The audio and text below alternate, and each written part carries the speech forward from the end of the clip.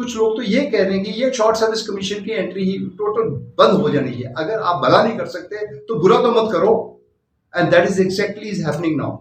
और एक ही तरीके से मोरल रेस हो सकता है कि सबसे पहले हम एकजुट हों। हम अलग अलग जितने बटे रहेंगे हम लोग नहीं आगे बढ़ पाएंगे। इसलिए बेस्ट इज एक ही फोरम के ऊपर हमने छोटे से पॉइंट लिखो और जितनी भी छोटी सी किताब बनती है उसके जाके जो जिन अथॉरिटीज है उनको हम दे पाए। हमने कभी भी इस तरीके के सोच में भी नहीं आया कि इस काम के लिए पैसे की जरूरत है। कुछ किसी सी जरूरत नहीं है। अगर कोई भी शॉर्ट सर्विस कमीशन कहीं भी इकट्ठे होते हैं, बातचीत करते हैं, लेकिन नॉर्मल जैसे अपनी फ्रेटर्निटी हम मिलते हैं जुलते हैं, बातचीत होती है, लेकिन एक टॉपिक के ऊपर डिस्कशन होता है, इसकी मीटिंग्स हो जाती हैं, इसके कुछ आइडियाज डेवलप हो जाते हैं, और इसकी वजह से हमारा कोई खर्चा नहीं किसी जगह पर भी, नाइदर भी नीड मनी, बिकॉज ये पैसे से नहीं, ये जज्बा है।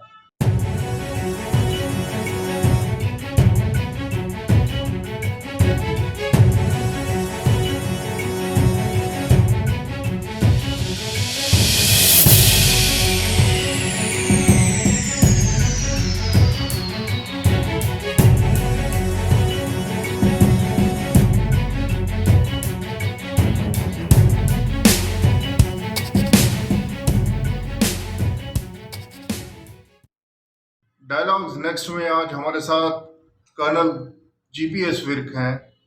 एक चीज आपने सुनी होगी एसएस अफसर्स के लिए, हम है ना, ऑर्गेनाइजेशंस बहुत हैं, आप लोग उसके मेंबर भी होंगे। हम कर्नल विर्क से पूछना चाहेंगे, समझना चाहेंगे कि ये जो हम है ना, ये क्या है हम है ना, और इसके तहत उनकी विजन क्या है, विजन के अलावा मिशन के बारे में भी जानना चाहेंगे। हम है ना एक ऐसे ही अल्फाज निकल गए थे। एक मेरे एक बॉस हुआ करते थे जब मैं आर्मी में सर्विस करता था, कैप्टन बीबी शिंदे, मेरी वो शॉर्ट सर्विस कमीशन ऑफिसर थे। तो एक बार जब ये जंतर मंतर के ऊपर कहीं पर ये एजिटेशन चल रहे थे वन रैंक वन पेंशन के लिए, सभी कर रहे थे, तो जब ये अनाउंस हो गया कि OROP आएगी, OROP मिलेगी, सरकार ने कुछ मान ली बातें, वहाँ पर बैठे कैप्टन शिंदे साहब कहते हैं, यार हमारे लिए तो कुछ नहीं हुआ, दो he was my Guru type, he was my very very senior officer. तो हम तो suddenly when I looked at him, तो मेरे मुंह से ऐसे निकल गया, हम हैं ना sir, will try it out. And that was a beginning of this organization. This was it's not an organization, but it's a movement. A movement started. And इस movement के अंदर पिछले 10 साल के अंदर, starting from Jantar Mantar days and then thereafter till date, 10 साल के अंदर ऐसे हमारी एक्टिविटीज हुई हैं जिसमें लोग जुड़ते ही गए, और आज की तारीख में more than 4,000 to 5,000 people have already joined. But to achieve the results, different organizations भी बीच में शॉर्ट सर्विस कमीशन ऑफिसर्स की बन गई, जैसे कि Indian short service commission officers association, all India short service commission officer welfare association, इसी प्रकार से डिफेंस ऑफिसर्स वेलफेयर एसोसिएशन डोबा। So one is in Chandigarh, the other came at Delhi, one came at Gurgaon. So lot of organise, इसी प्रकार से south में एक दो ऑर्गेनाइजेशन बन गई।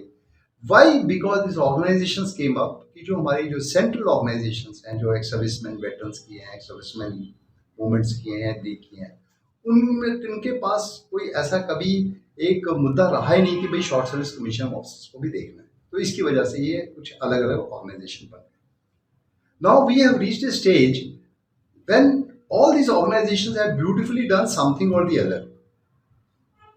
There is no doubt about it. The first thing which has happened is that लोगों को पता लग गया कि शॉर्ट सर्विस वालों को तकलीफ है, क्योंकि आजकल को जो वेटरन्स हैं जिन्होंने इतने सालों से काम किया हुआ है, there no privileges, one rank one privilege जो है वो प्रिविलेज है ही नहीं उनको, whether it is pension, whether it is your cashless medical facilities. It's a very distorted and very lot of discrimination is there.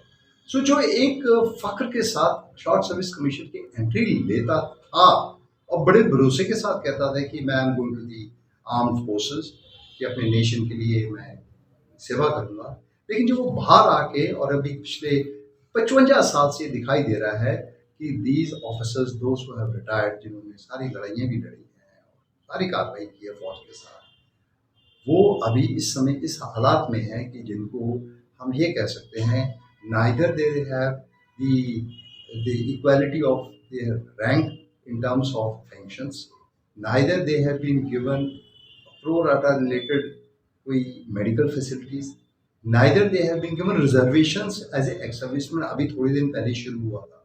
So over a period movement के बाद काफ़ी चीज़ें इम्प्रूव हुई हैं। किसी ने तो ये भी अनाउंस कर दिया था कि हम युद्ध सम्मान भी देंगे, but unfortunately nothing is happening. कहते सब हैं, एक्सेप्ट सब कर लेते हैं, करेंगे, यहाँ तक कि पार्लियामेंट के अंदर भी सवाल उठे हैं। मेरे खुद का भी रक्षा मंत्री जी से मिलना भी हुआ था, मुझे उनको भी बताने के मौका मिला, आर्टिकल्स लिखे हैं, मैगजीन्स लिखे हैं, people know about it, but I know we have reached a stage जहाँ ऐसा लगता है कि ये जो शॉर्ट सर्विस कमीशन जो आर्म फोर्सेस की है, इंस्टेड ऑफ पिकिंग अप, आगे बढ़ने के बजाय ये कहीं लोग जो यूथ है कहीं इसका हमारा नेगेटिव इफेक्ट ना हो, क्योंकि we are no one is very comfortable. जब हम खुद जिन्होंने सर्विस की as a short service commission officer, वही बड़े भरोसे के साथ नहीं कह पा रहे हैं कि भाई ये जो एंट्री है इज इट गुड और बैड। ये खुद ही कह रहे हैं कि it is very very, they also feel very humiliating, क्योंकि इसके प्रोटोकॉल्स और इसके जो सर्विसेज हैं। So I see totality that one side we need officers, you और imagine officers train from UPSC exam किया हुआ है, एसएसबी की हुई है, मेडिकली फिट है, सब कुछ ऑल इंडिया लेवल पे कॉम्पिटिटिवली निकले हुए हैं, but once they come back and after 5 years, 10 years, 14 years, they are in a very very difficult situation और social evil दिखाई दे रहा है अभी।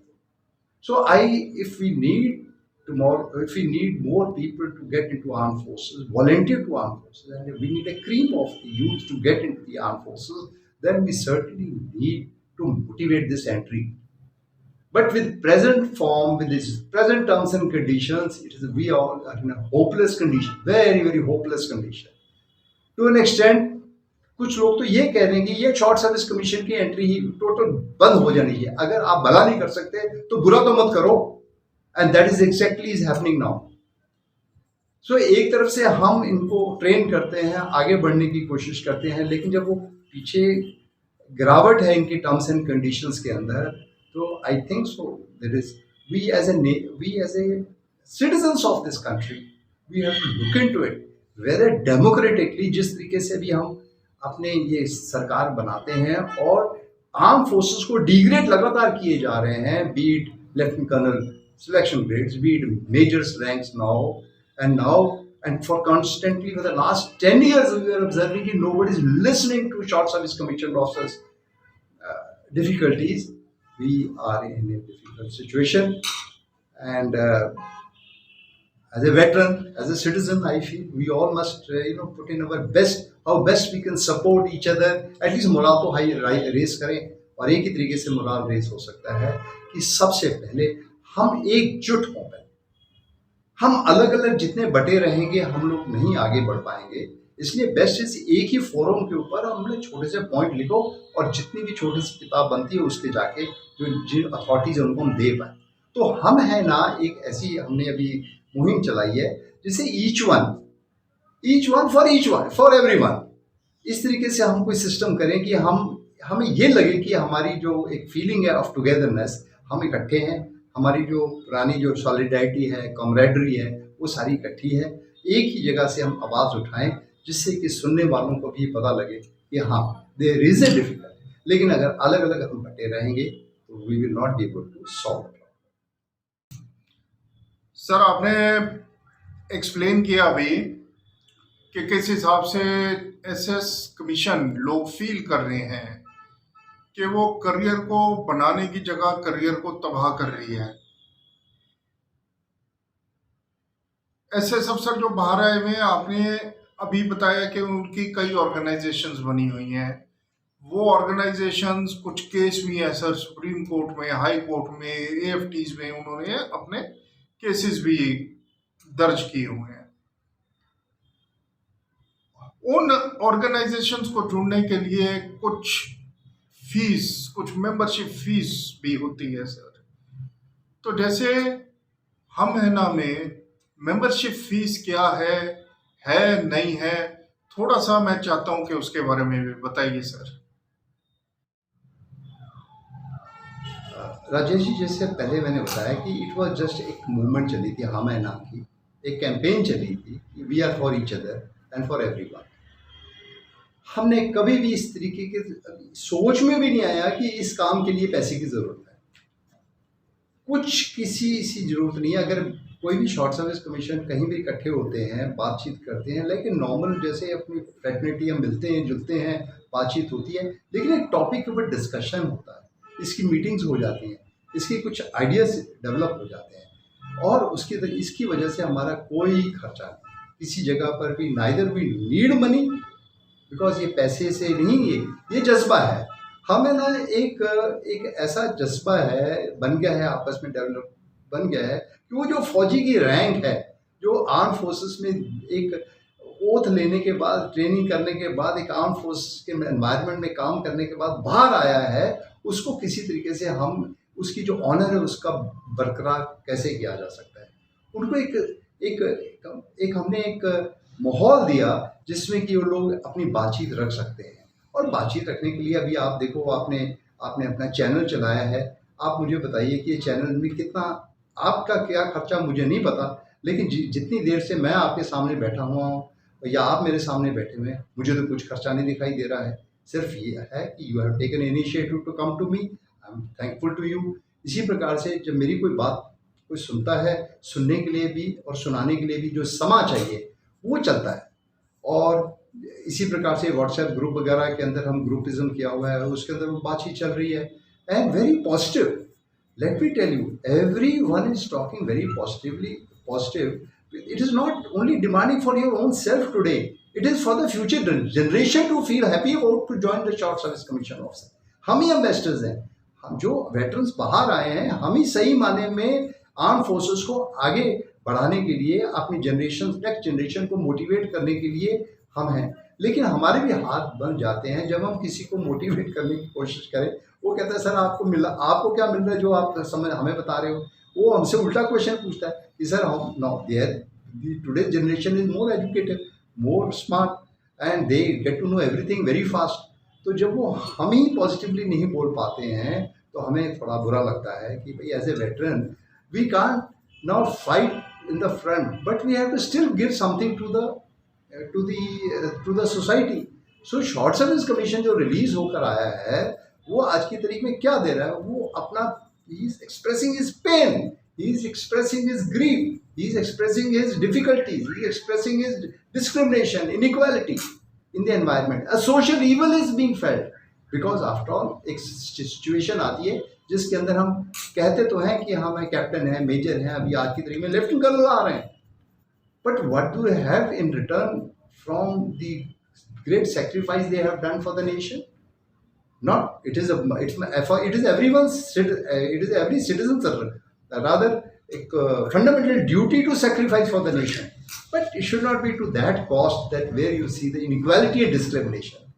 बराबर में सभी को आपने हम जंग में जाने के लिए कहोगे हम पहुंच जाएंगे, नो प्रॉब्लम। लेकिन एक जब सिलसिला एक सिस्टम क्रिएट किया हुआ है तो सिस्टम के अंदर डिस्क्रिमिनेशन इनइक्वालिटी से हमें ऐसा लगता है कि हमें कोई, अभी हमारा कोई माई बाप नहीं है, कोई देश में देखने वाला ही नहीं है। हमें तो अभी ऐसा सिचुएशन आ गई है कि जैसे कि फौज को देखने वाला कोई है ही नहीं। Now that is a very very very very difficult situation as in the democracy I am as a veteran feeling today. जब एक लेफ्टिनेंट कर्नल सिलेक्शन रेट का नुकसान हो रहा है, मेजर साहब की ह्यूमिलेशन हो रही है, कैप्टन मेजर जो यंग ऑफिसर्स हैं उनका नुकसान हो रहा है, so we need to be little more, I will say a situation has developed that we as soldiers are now fighting for our own survival. Not survival in terms of money, but survival for our own honors. If a soldier is not honored today in the country, the country may face that difficulty. So we need to evolve a method, a system by which we are respecting everyone, we are honoring everyone, we are giving, ये emotions है. Arm forces के साथ बढ़िया गिरी मत करो, for God sake.